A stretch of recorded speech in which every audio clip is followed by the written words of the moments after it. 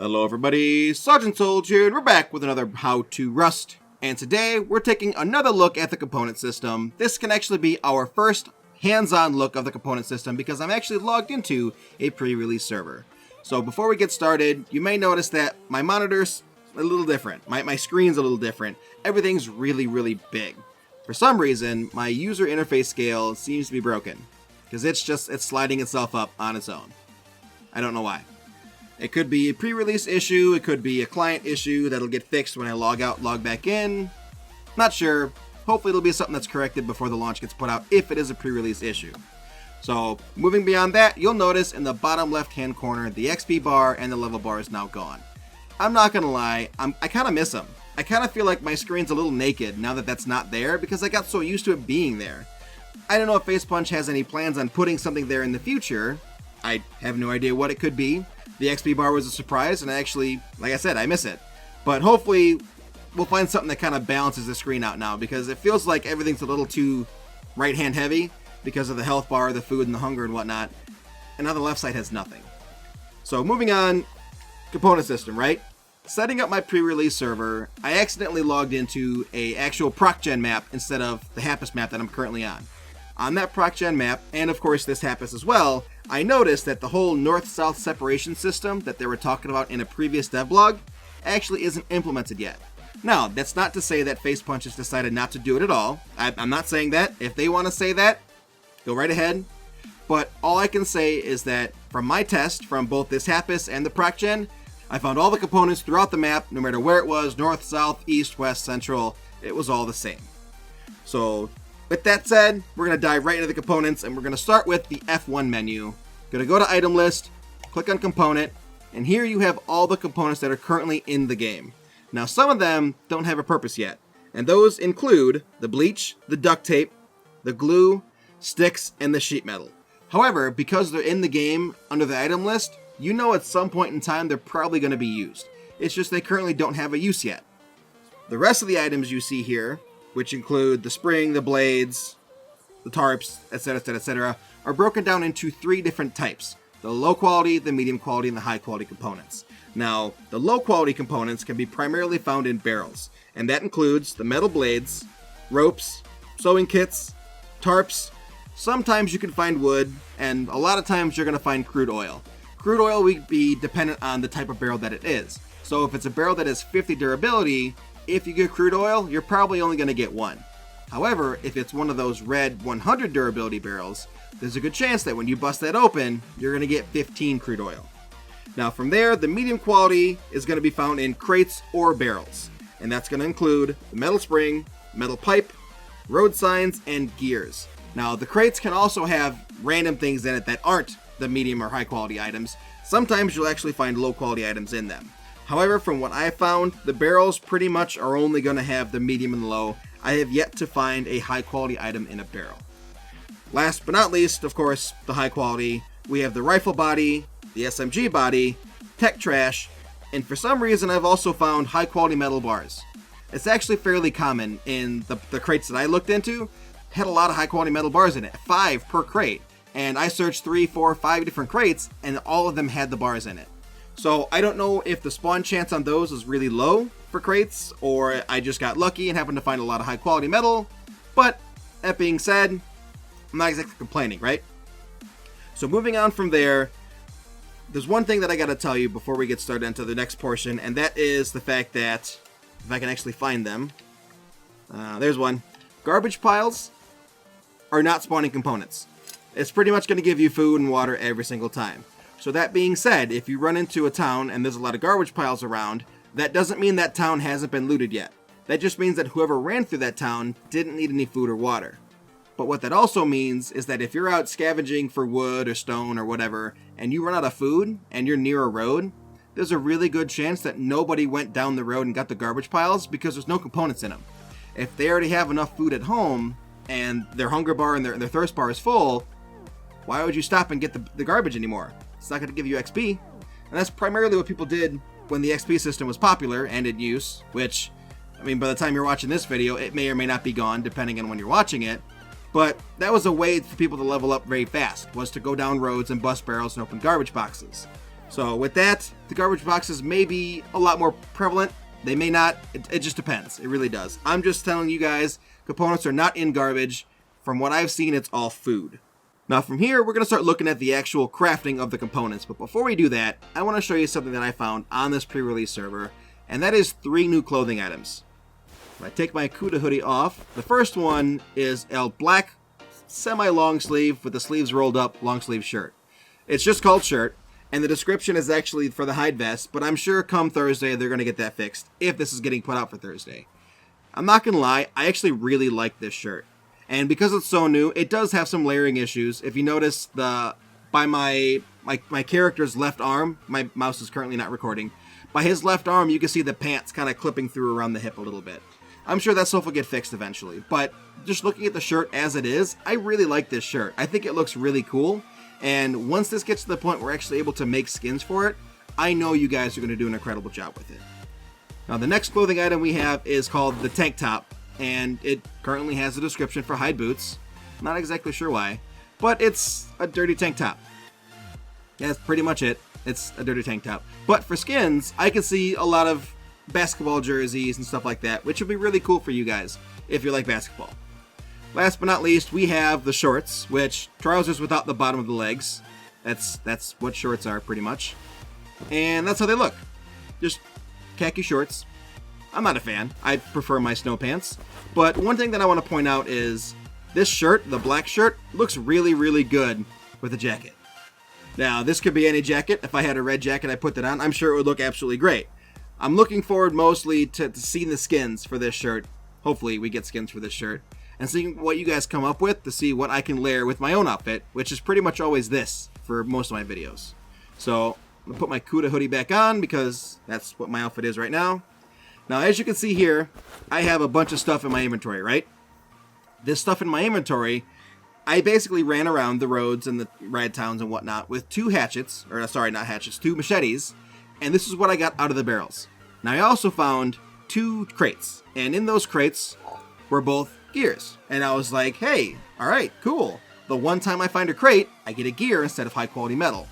But the majority of this stuff, the rest of it, is all coming from barrels. So this gives you an idea of a couple dozen barrels, what you're going to get. Primarily, you're going to get a good amount of crude oil, because there was a lot of those 100 durability barrels. A good amount of metal blades, which is useful for a lot of different stuff. A good amount of rope, which is very useful for things like ladders and whatnot. I got a little bit of the propane tanks, which I'm not sure what that's used for yet. I haven't looked that one up.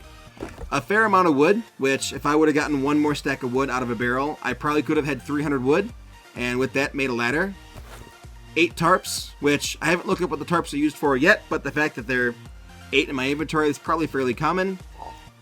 2 metal pipes, 2 road signs, and 17 sewing kits. Sewing kits are very, very common because you practically need a sewing kit for every piece of, I don't want to say medium quality clothing, but everything that's not the most basic of clothing, the basic cloth or the basic hide, all that stuff needs a sewing kit.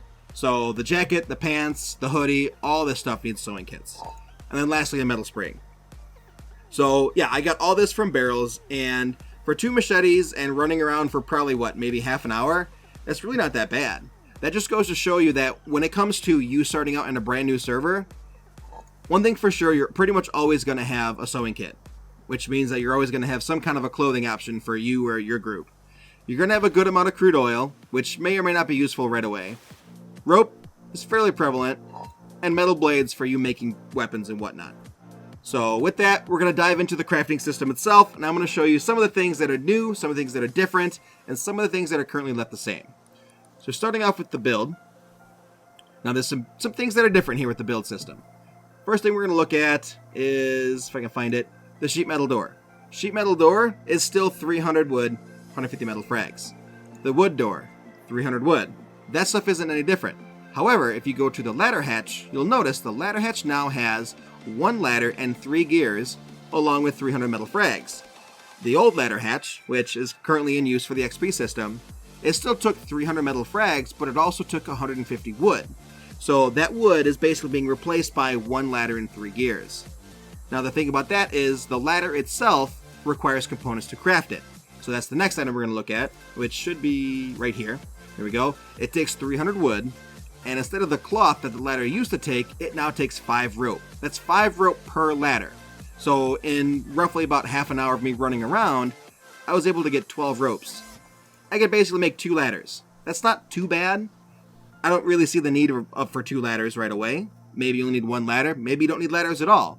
But this is just an example of what you can expect things to be when it comes to the component system, how they're going to be different. Now next up, we're going to tools, and we're going to go to salvaged hammer. Now take some metal pipe. But our pickaxe is still wood and metal frags. The hatchet is still wood and metal frags. That stuff is not changing at all. But the C4, the timed explosive charge, now takes 3 tech trash instead of not taking tech trash. The components for this are going to be a little expensive because the tech trash, I have yet to find one.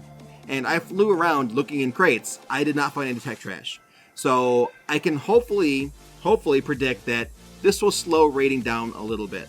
Because those large clans that get endless amounts of resources, they get so much explosives and cloth and whatnot, they just make dozens and dozens and dozens of C4 because they have the manpower to do it. Now that takes tech trash, and they're not that easy to get, this actually might slow down raiding, at the very least with C4s, because it's going to be more difficult to get them up and running. But not everyone raids with C4s. Currently with the XP system, not everybody raids with C4s because it was level 25 to get there, and a lot of people struggle to get to 25, let alone actually have enough resources for this timed explosive charge. So what they did instead was they used the level 15 version, which was the satchel charge. Satchel charge is still exactly the same. It's the 4 bean cans and a small stash. However, the satchel charge uses 2 ropes. Now we currently have 12. So we could, if we had the bean cans and the stashes, make 6 satchel charges. Ropes being fairly common, I predict that satchel charges are probably going to be the go-to method for raiding for pretty much everybody. You're going to save your C4 for the very special cases, but because ropes are so easy to get, satchel charges may be the go-to method, which with the current XP system, because everyone had satchel charges, but only a few people when it came to the smaller groups had timed explosive charges, satchel charges are pretty much the go-to system now. So the last thing I want to show you, and that's under ammo, is the rocket. Now the rocket's costs are the same, however, it has an additional cost, which is the metal pipe, the component. Now the metal pipe is a medium quality or a medium tiered item when it comes to components, and it can be found in the crates or barrels. I found 2. That being said, it sounds like rockets are going to be a lot easier to find and make than it will for C4, which to me is kind of a problem. Because rockets are so much more useful than C4 is, because they damage 4 walls. And they do a lot of splash damage, and they destroy a lot more stuff than the C4 does. So instead of seeing C4 and maybe even satchel charges, the larger groups, because of the ease of finding metal pipes, may end up switching to rocket raids only, which a lot of them already do now, by the way. But it's one thing that I'm really glad that C4 was kind of reined in. I just wish the rockets were reined in a little bit as well. So the last thing I want to show you guys is actually over here. I'm actually in a red town right now. I'm not sure which one on the Happus server that I'm currently on. There's a plane. Every once in a while, you're going to find a collection of barrels like this that happen to be formed in a trash pile. This one happens to have a crate next to it, which this crate has... Okay, has sewing kits. Awesome. That's one of the barrel items, the lowest low-quality component. Thanks a lot. But all these barrels, right? Watch what happens when I remove the barrels, which this could be gathering them, busting them open or whatnot, getting all the items out. Watch what happens to this pile of trash in the ground here. And it will take a minute. Just wait for it. Wait for it. Wait for it. Eventually. Come on. You can do it. Come on now. Come on. There it goes. Watch that. It goes underground. And then eventually it's going to end up disappearing. That's pretty cool. I like that. It's nifty. It's something that you don't see every day. Just a pile of trash just seeping into the ground and then disappearing underneath the void. But it's cool. And then, where is it? Here we go. One thing that wasn't discussed in the notes that I had of where the components are coming from are the airdrops. It said crates and barrels. So I'm going to fly over to this airdrop and we're going to open it up and we're going to see exactly what it has to offer. Now, of course, this is probably going to drop completed items, completed weapons, guns, and whatnot. But I want to see what components it drops. So we're pretty high up here now. Okay. And we have an SMG, snap trap, landmines, targeted computer, and ammo. So I know the SMG takes components. It takes the SMG body, right? Snap traps take components, landmines take components, and of course the targeting computer, as far as I know, is not craftable. So the fact that you can still get those is pretty cool. And then of course the bullets. Do bullets take components? Nope, they don't take components at all. What do snap traps take? Snap traps take a metal spring and a gear. And then of course 50 fragments. The landmine, gear and spring, and gunpowder and fragments. Okay, so cool. Let me get out of here because it's kind of annoying listening to me jump up and down. That's pretty much it for this video. I tried to get as much information as I could collected together. Stuff that I thought was important to know that you guys may find useful, such as what components are coming out of what source, so barrels or crates. Oh, I can't find that town, it's so foggy. What components are coming from where and whatnot, and of course the frequency in which you can expect the components. Now, as I said, there's going to be some that are going to be popping up all the time. There we go. Such as the ropes, the metal blades, etc., etc., etc. And there's going to be some that you're not going to get very often, which could be the metal springs, it could be the gears, and whatnot. So as you're running around and you see a barrel, always hit the barrel because there's going to be something in there that you're going to want. You're going to always want the metal blades because, who knows, maybe you need to make... What's a good example? Weapon. Maybe you need to make a salvage sword. Maybe you need to make a machete. Never mind, not the machete. A salvage sword. Holy cow, a longsword takes 4 metal blades. That takes a salvage cleaver takes a road sign. Interesting. Okay, anyway. So yeah, maybe you want to make this stuff, but you don't have the components. Always hit that barrel. If you're hungry for food, always hit that trash pile because more than likely, if anyone else that's roaming through town isn't hungry, they're going to leave it behind because it's pretty much useless to them now. So as you're running into town, if you don't see any barrels, but you see a bunch of trash heaps around, be very careful. Someone's probably in there, and they don't need any food. So with that, that's pretty much it for this video. It's long enough as it is. I'm sure I missed stuff. I'm sure I forgot stuff. So if I missed anything that's really important, please let me know in the comment section below. And if I missed enough stuff, I may have to do another video before Thursday. Hopefully not. So, Sergeant Solge, How to Rust, and we'll see you in the next How to Rust video. Bye-bye. Thank you so much for watching this episode. If you want to see more great content from Private Astro or myself, please hit that subscribe button and click on any of the videos above. Otherwise, we'll see you in the next Sergeant Solge or Private Astro video. Bye-bye.